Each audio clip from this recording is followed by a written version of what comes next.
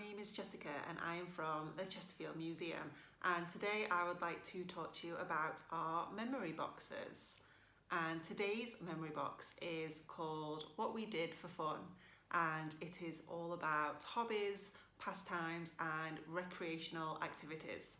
The memory boxes cover a wide range of topics and can really help people rekindle their old memories and talk about their past lives. Memories are so important because they help make us who we are, and our memory boxes can really help engage and support people in sharing their special memories and reminiscing about the past. Throughout this video, I will be asking questions about some of the objects in this memory box, so feel free to pause the video at any time and talk about what memories they may ignite. For more information on any of the memory boxes we have, please visit the Chesterfield Museum website.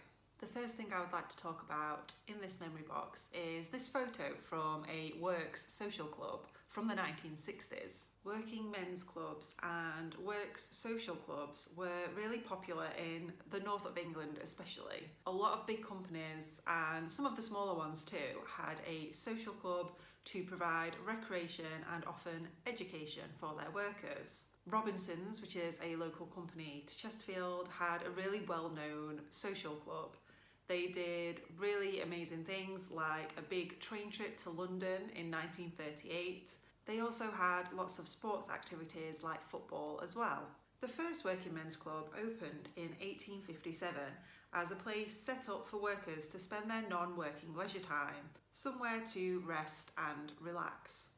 Typically, they would have a room with a bar so you could get a drink, and they'd also have a snooker and a pool table, TVs for watching sport. A lot of them provided food as well. They would sometimes have a larger extra room for evening entertainment such as bingo, raffles, live music or cabaret. Did you go to a works social club? What sort of things did you do there? Did you ever go and see a live act at a social club? Did you ever appear in any plays or join the sports team? The next item I would like to show you from this memory box is the football pools advertisement. This advertisement tells the client a story of a fairy tale of the crock of gold that came true. The principal characters are Mr. Lionel Proctor and his bride Mavis. Not long ago they came back from their honeymoon, as they put it, stony broke. Fortunately, Mr. Proctor was a lucky investor, and it turns out that they had won a lot of money on the Vernon's Penny Points pool. And it goes on to say how it solved all of their problems, they had a spending spree, they lived happily ever after. So this was to encourage people to take part in the pools. The pools were really popular, probably up till the 1980s, when the National Lottery was started, so people started to do that instead. The football pools gave prizes for correctly predicting the results of football matches. Players can win large cash prizes in a variety of ways using a points-based system. The entries would usually be collected by a pools agent who would come round to your house and actually collect your payment and your pools sheet. Did your family take part in the football pools? Did you ever win a prize or know anybody that did? Did you have a pools agent who came and knocked at the door and took your entries and your pools entry money? The next item I want to show you is this happy photo of some day trippers enjoying themselves. And day trips were another really popular way to spend your leisure time.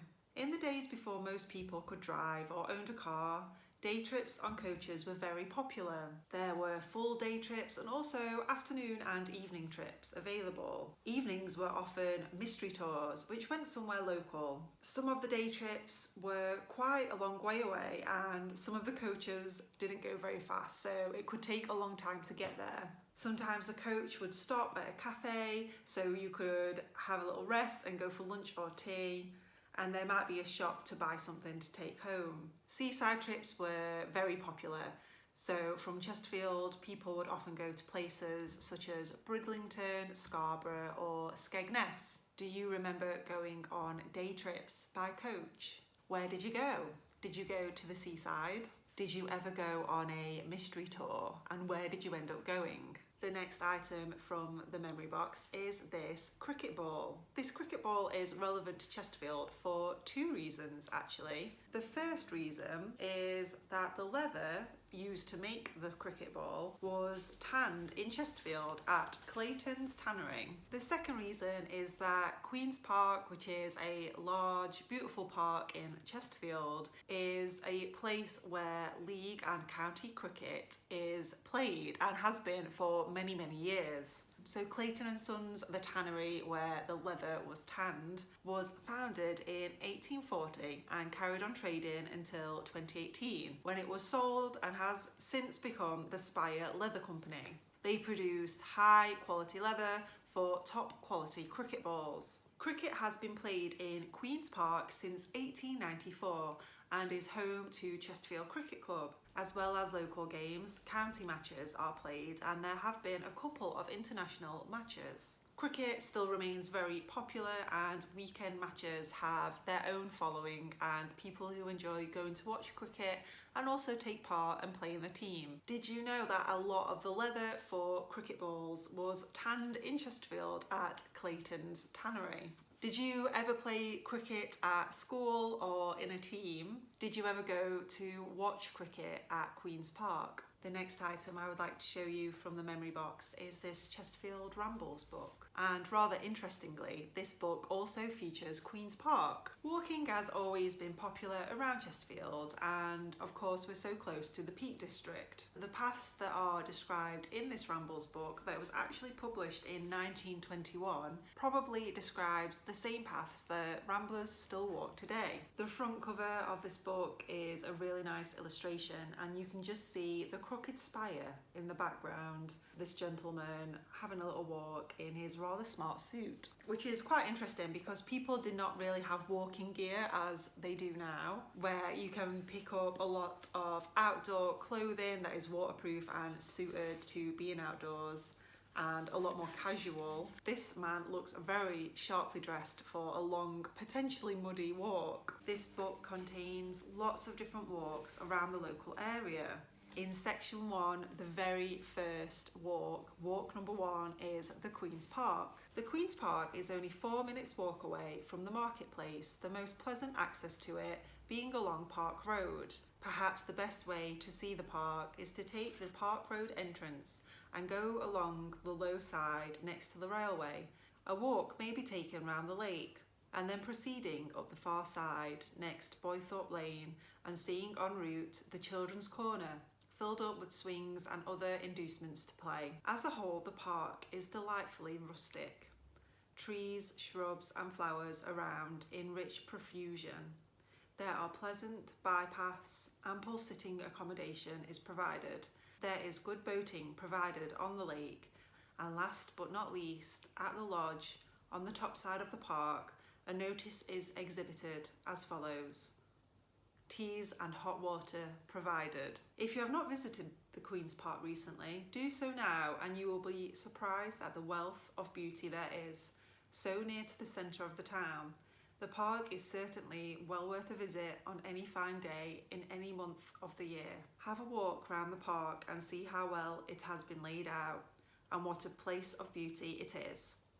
An hour may be very easily and profitably spent here. That surely paints a beautiful picture of Queen's Park. Have you ever been to Queen's Park? Did you ever have a picnic in the park or go boating on the lake? Can you remember any other walks around Chesterfield you went on? Did you ever go walking with friends or family, or maybe a furry four-legged friend? Another way people enjoyed spending their time was a visit to the theatre. Chesterfield has its very own theatre, now called the Pomegranate. It used to be called the Civic Theatre.